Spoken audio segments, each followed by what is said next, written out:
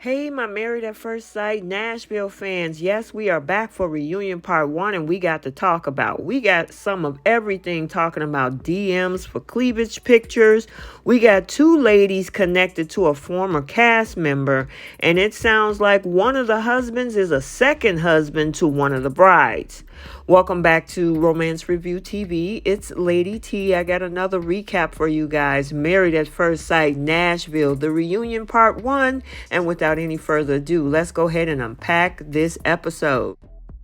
So, as we all know, Married at First Sight Season 16 is coming to an end, but you know, with this reunion, there's always some digging up of some dirt or some never-before-shared moments as it takes the cast back through everything that has happened throughout this season. And, of course, they're going to reflect on their journeys throughout this whole series with Kevin Frazier. So, let's go ahead and break down what happened.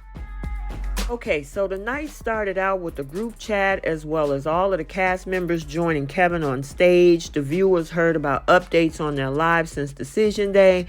Now, while some of them are kind of struggling with the whole idea of fame, like Dominique receiving DMs for cleavage pictures and some taking the new popularity in stride, Jasmine, Dominique, revealed that they're both connected to Gil since decision day.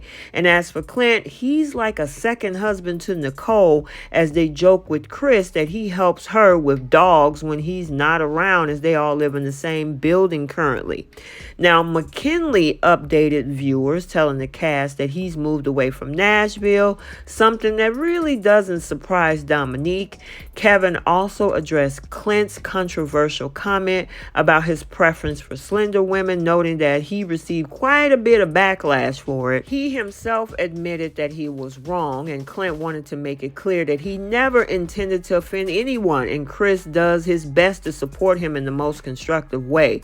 Rounding out that whole group conversation, Kevin addressed the rudeness with which Jasmine was faced by Airris' cousin Felina. Now, the consensus seemed to be that Airris should have taken Jasmine's side more and defended her against his own cousin, but you know, at this point it's a little too late though.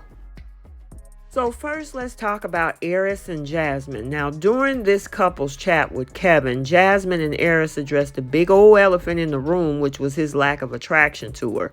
Now, while he couldn't explain, or maybe wouldn't explain more deeply or more elaborately out of respect, they mutually agreed that it was a big component in the failure of their actual marriage.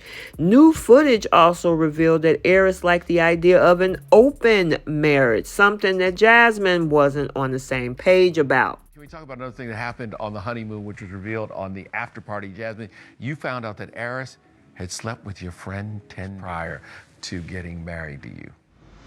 You know, we follow each other on Instagram. Okay. So we had a few mutual friends on Instagram. Okay. And I was like, okay, cool. You know him? He's like, da-da-da. I was like, how do you know her? He was like, that's our mutual friend. I was like, yeah, how do you know her?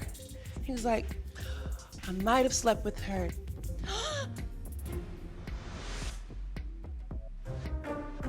How did that make you feel? It kind of put things in perspective for me. We are complete opposite, you know. He does have a type, and that's not me.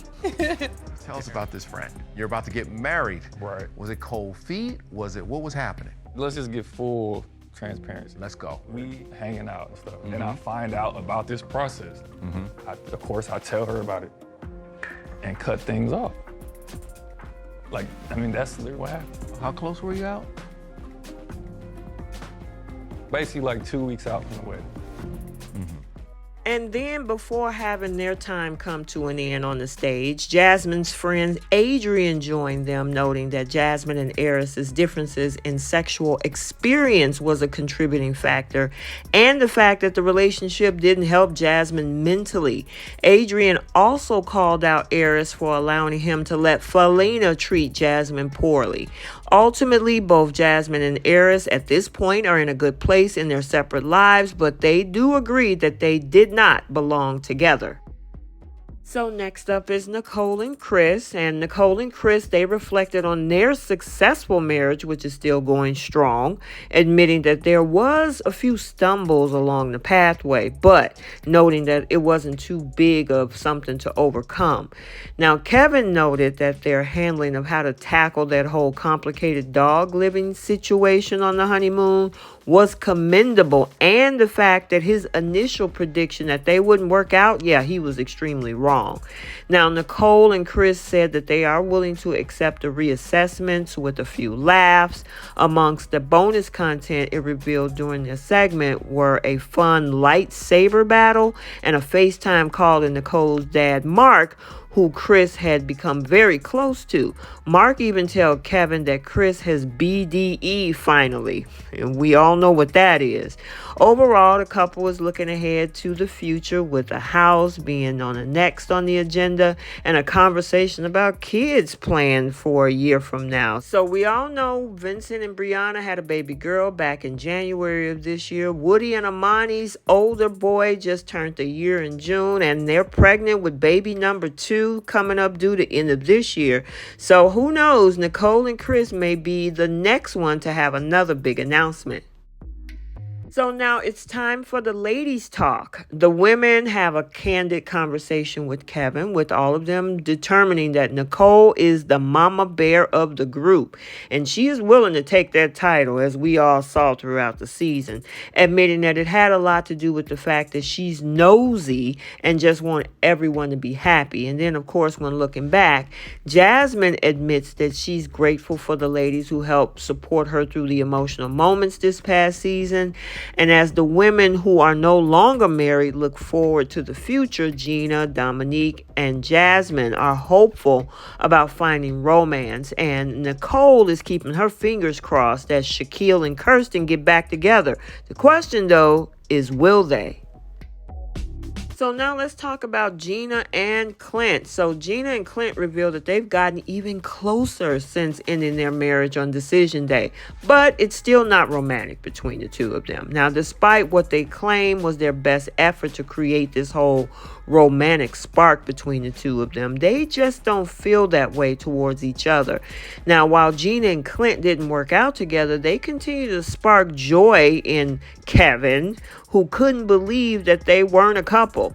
Now, Clint further confirmed this by revealing that he's been dating someone else for a few months now. But as for a potential reunion for these two as former spouses someday, Gina hinted, you never know. So whatever that's supposed to mean, I guess we gotta wait and see.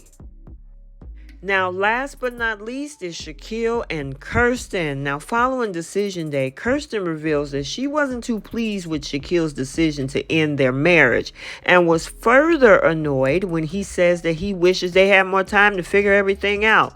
That's the same thing she said. Now, while they've gotten to be in a better place since then, they do admit that the communication was a key factor in the breakdown of their whole marriage. Now, although Shaq says that he liked Kirsten from day one and wanted to fall in love, he said that he wasn't sure that they were soulmates. And when it came to his choice, Shaq revealed that he decided to say no on decision day at that moment. The question, though, is there any hope for them yet? And they left us with that cliffhanger, so we have to stay tuned to the reunion part 2 next week to find out what their decision would be. Okay, so let's get the conversation started down in the comment section. What did you think about the reunion part 1, especially the situation between Jasmine and Eris? Also, do you think Shaq and Kirsten can make this work and get back together? And are you happy for Chris and Nicole?